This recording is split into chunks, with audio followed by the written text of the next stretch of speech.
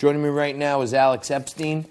Alex Epstein is a New York Times bestselling author and founder of the Center of Industrial Progress, and his latest book, The Moral Case for Fossil Fuels, just came out. And the topic we want to talk about today is imagine fighting the coronavirus if we actually had this Green New Deal. Talk to us about that. Yeah, so if you're looking at the fight against coronavirus today, you can think of it as a very high energy fight in a very literal sense. Like we're trying to ramp up production in our factories. We're trying to rapidly transport goods from where they are to where they're needed. And we're talking about powering ventilators where life is at stake.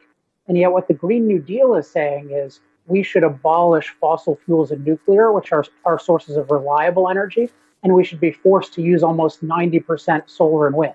Now, there's nowhere in the world that even uses 25% solar and wind because they're unreliable energy. So if we were forced to rely on this, we would have blackouts all over the place. Last year, Australia had a blackout because they were overly reliant on solar in a certain place, and they had an unexpected cloud. We actually need these fossil fuels, no matter how these green crazies want to slice it. And right now, imagine if in the middle of all of this, on top of it, we had to deal with a cloud or the weather. This is kind of, I would say, from my perspective, killing the idea of getting a 90% green, because what would happen right now in an emergency? Yeah, exactly. We wouldn't have reliable power. And we're actually seeing with this universal shutdown of life, that's actually a lot what life would be like under a Green New Deal. Because if your energy is expensive and it's unreliable, then all these jobs that people have that are productive today, they wouldn't exist. America wouldn't be very productive. All the jobs would be shipped overseas because other people would have lower cost energy. And we'd have the kind of mass impoverishment we have now, but it would be indefinite.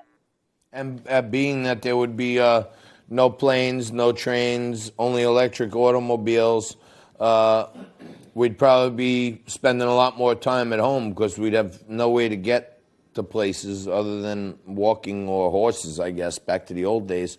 So this is almost showing that this whole ideology of the Green New Deal is like way too whacked out for humanity right now, because this is a perfect example. You want to be like that again? Right. It's a very primitive type of thing. They're not at all valuing having machine power that's low cost and reliable. And you mentioned we'd be staying at home, but really what we'd be doing is we'd be back to all working on farms, because we don't have machines to do our work for us. We still need to eat. We still need to protect ourselves from the elements, but it needs to be manual labor. And if you want to know what a Green New Deal is like, look at a place like North Korea. I mean, they're trying to rely on renewables.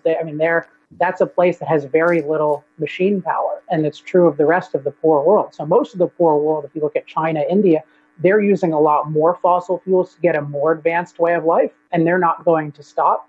So the Green New Deal is just going to make us more primitive, and it doesn't do anything to lower global emissions. Got it. All right. Well, Alex, thank you very much. We got to have you back and talk about it more. New York Times bestselling author Alex Epstein, thank you very much. Appreciate it. And you got to go check out his new book, The Moral Case